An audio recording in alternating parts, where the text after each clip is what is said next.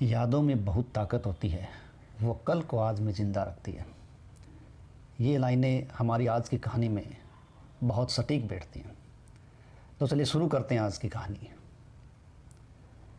गढ़ दिल्ली, गढ़ आगरो, अरगढ़ बीकानेर, भलो चुनायो भाटियाँ, सिरेगढ़ जैसलमेर। गढ़ दिल्ली का भी है, गढ़ आगरा का भी है, गढ़ बीकानेर का भी है, लेकिन भाटी राजपूतना का बनाया हुआ जैसलमेर का गढ़ उन सब का सिरमौर है। और इसी जैसलमेर गढ़ के पहरेदार ने सुबह जब गढ़ के दरवाजे खोले तो उन्हें बाहर एक लड़की पड़ी मिली। अंदर जब रानी जी को पता चला, दासी को भेजकर उसे मंगवाया। जब उसका रूप, रंग, नाक, नक्श, हाथ, पांव देखे तो रानी जी ने कहा, सब अपने अपने भाग्य को साथ लेकर आते हैं, इसका पालन पोषण इन महलों में लिखा था। और ये कहकर उन्होंने अपने पास उस लड़की को रख लिया और उसका नाम रखा भारमली। तो हमारी आज की एक कहानी है भारमली। रानी जी के 2-3 साल की एक लड़की थी जिसका नाम था उम्मादे। अब उम्मादे और भारमली साथ साथ बड़ी होने लगी, साथ खेलना, साथ पढ़ना, साथ नाच गाना सीखना। लेकिन फिर भी दोनों में एक बहुत बड़ा अंतर था। एक राजा की बेटी थी तो दूसरी रास्ते में पड़ी मिली एक लड़की थी, एक बाईसा तो एक दासी। जब एक की शादी होगी तो वो रानी बनकर जाएगी, दूसरी उसके साथ नौकरानी बनकर जाएगी। इस प्रकार का ये रिश्ता था। भाटी राजपूत वैसे ही अपनी बेटियों से ज़्यादा लगाव रखते हैं, और उधर उम्मादे फिर अपने माँ बाप की बेटी के रूप में अकेली बेटी। रूप रंग में किसी से कम नहीं। उम्र बढ़ी, जवान हुई तो वर की तलाश हुई, और वर के रूप में उम्मादे के पिता जैसलमेर के रावल लूणकरण ने मारवाड़ के शासक मालदेव को चुना। उम्मादे का मालदेव से विवाह करना दोनों क्षेत्रों की भलाई के लिए बढ़िया था। एक तो मालदेव जवान, सुंदर और बिल्कुल उम्मादे के जोड़ का लग रहा है। दूसरा वो उगता हुआ सूरज है। गद्दी पर बैठा तब उसके पास केवल जोधपुर और सोजत के परगने थे, लेकिन आज उसकी विजय पताका चारों ओर फैला रही थी।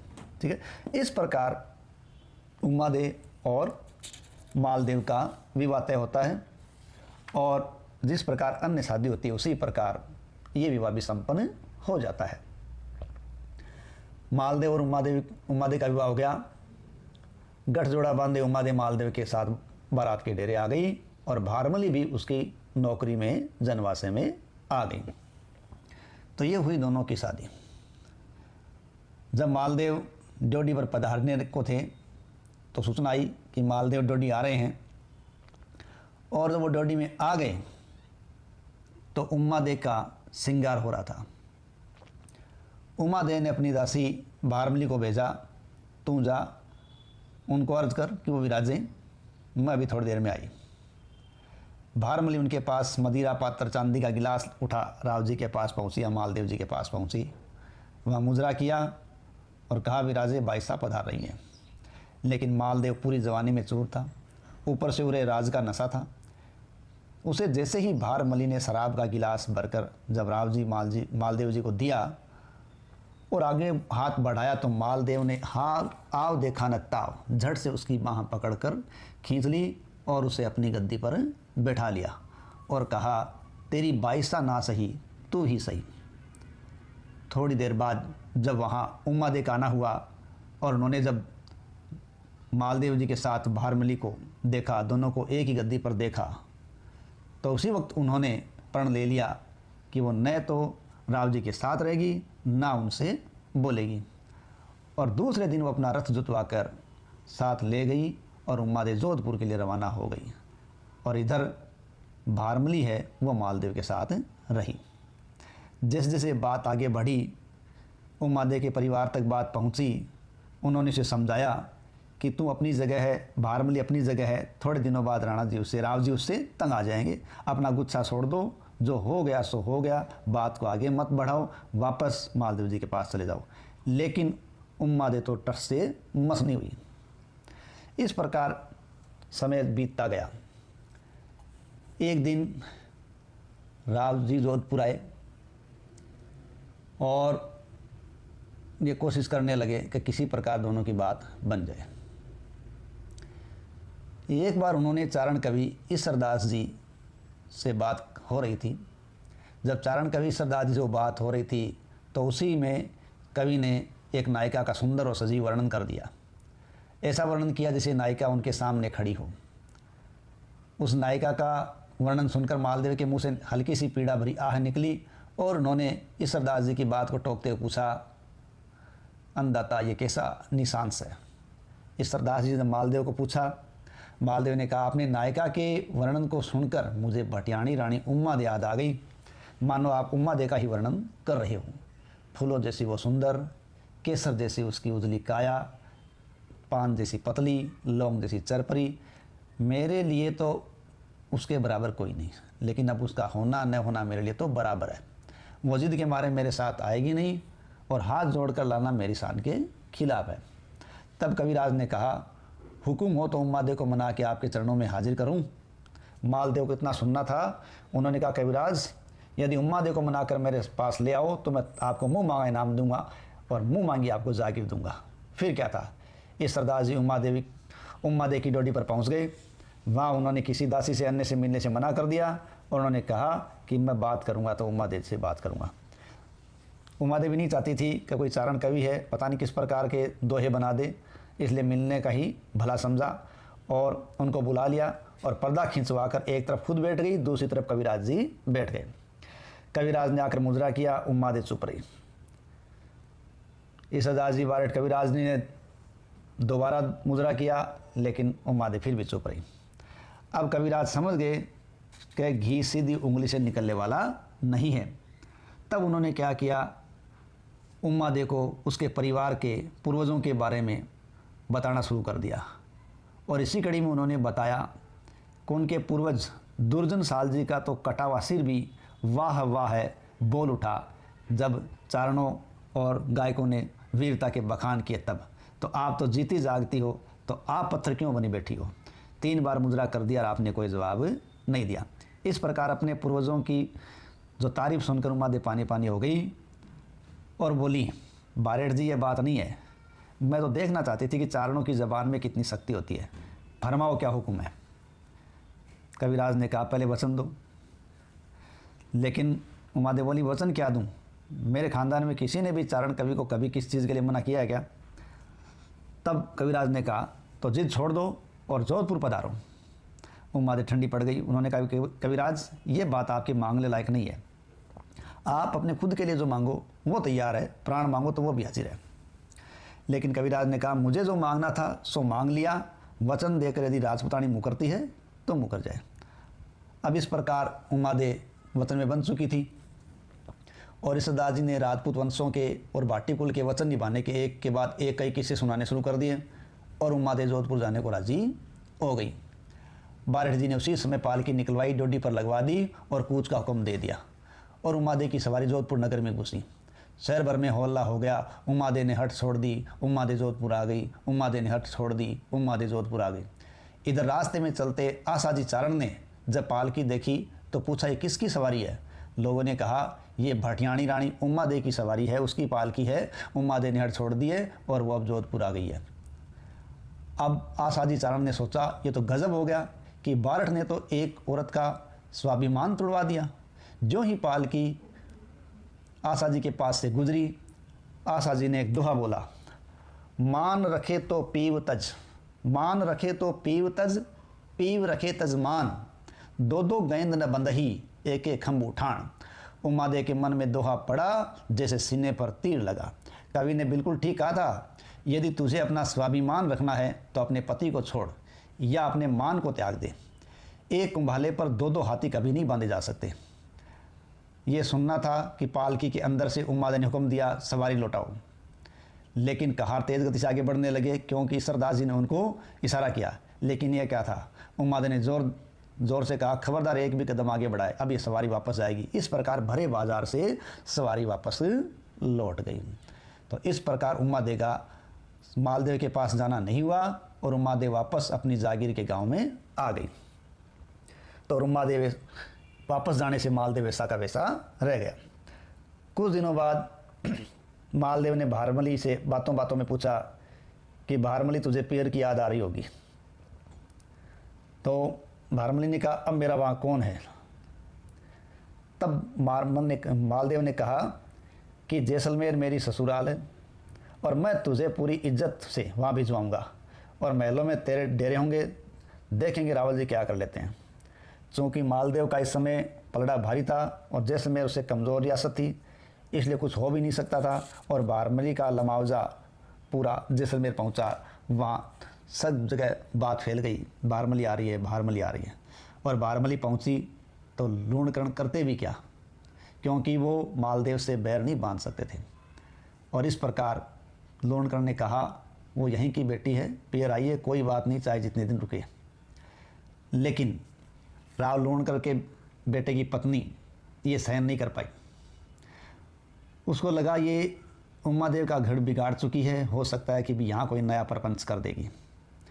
उसने उसे छुटकारा पाने का कोई रास्ता तलाशना शुरू कर दिया और उसने रास्ता निकाला अपने भाई बाघाजी को बुलाकर भारमली का अपहरण करवाया।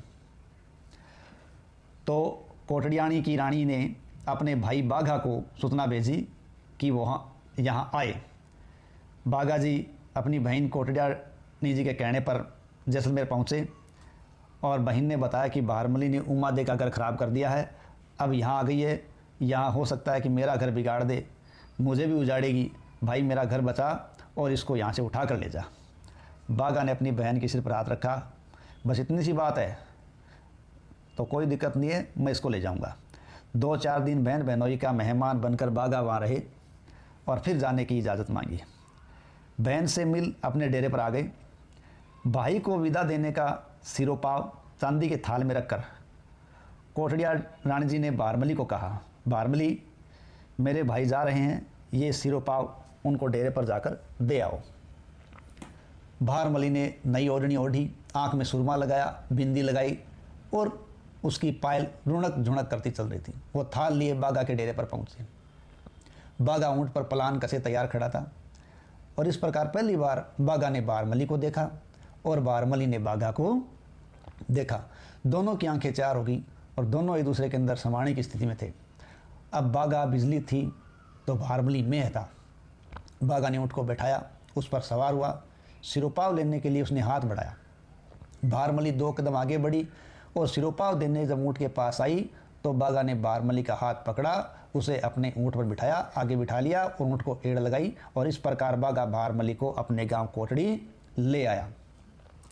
बाघा का अपने आसपास में प्रभाव बढ़ा था, क्योंकि बाघा है वो अमीरों को लूटता, गरीबों का बांटता था, हवेलियों की दीवारें तोड़ता, टूटी फूटी झोंपड़ियों को ठीक करवाता था। वो इधर माल लूटता, उधर माल बांटता था, गरीब लड़कियों की वो शादी करवाता, विधवाओं को परवरिश देता। जिस किसी को तकलीफ हो, दुख हो, वो आधी रात को बाघा के पास आ सकता था। वो कहता था खूब खाओ, खूब दूसरों को दो, अच्छे मित्र रखो, अच्छा काम करो, एक दिन सबको मरना है और कोई भी तिनका भी अपने पास नहीं जाएगा, केवल नाम पीछे रह जाएगा। इस प्रकार भारमली एक ऐसे शख्स के साथ आ गई जो बहुत भला मानुस प्रतीत हो रहा था। अब मानो भारमली की तो ज़िंदगी सफल हो गई। अब वो समझी थी कि नारी और पुरुष का असली संबंध क्या होता है। अब वो बाघा से दूर होने के बारे में सोच भी नहीं सकती थी। वो सोचती थी कि राजपाट भले ही मिल जाए, लेकिन हृदय की प्यास उस राजपाट से नहीं बुझती।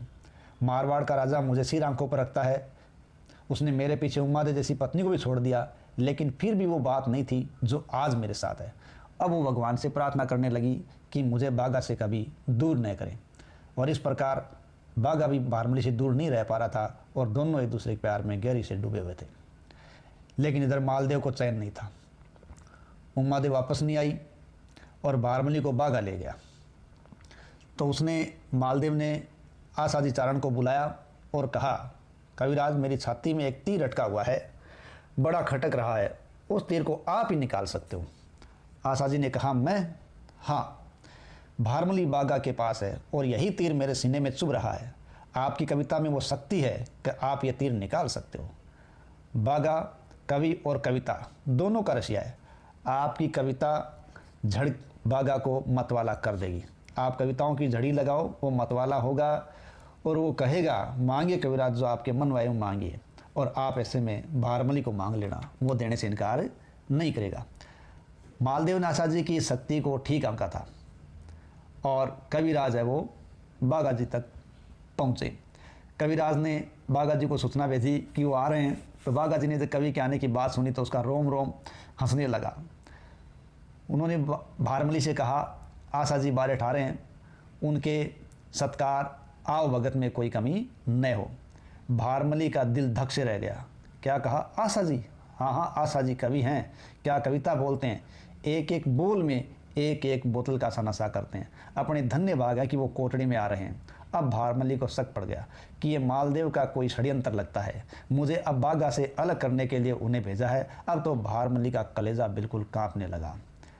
यह पंक्तियाँ आ रही इस दिमाग में कि अच्छे लोगों को ढूंढना मुश्किल होता है, लेकिन उनको छोड़ना और भी मुश्किल हो रहा है। अब भारमली की थी कि मुझे कहीं मालदेव के षड्यंत्र में फंसकर बागा को छोड़ना न पड़े।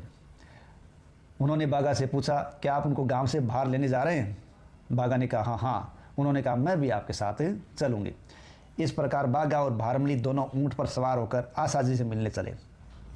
कविराज को देखते ही बागा ने ऊँट से नीचे कूद आशा जी को गले लगाया और बागा का रोम रोम आनंद से खिलने लगा। प्रेम के आंसुओं से आंखें भर आई। कुएं के पास नीम के पेड़ के नीचे दोनों बैठ गए। बागा और आशा जी के बैठते ही भारमली ने कटोरदान खोला और तुरंत उनको भोजन परोसा और साथ में लाए पेय पदार्थों को फुर्ती से प्यालियों में डालकर उनको दिया और सने भरी आंखों से झांकती रही, मीठी मीठी मनोहारे करती रही, उनको खिलाने लगी और पास में कुएं से ठंडा पानी लाकर उनको पिलाया। इस प्रकार उनकी आवभगत की और हाथ दुलाने की जारी लिए वो खड़ी रही। आशा जी को लगा कि बागा की प्रति छाया तो भारमली है, ये दोनों एक दूसरे के लिए है, एक दूसरे को समर्पित है। ईश्वर ने जैसे इन्हें एक दूसरे के लिए ही बनाया है। और वो इन दोनों के प्यार को देखकर, साथ को देखकर भाव विभोर हो गए और उनके मुंह से निकल गया, भारमली के घाट पे, भारमली के घाट पे बागो लूम लटक।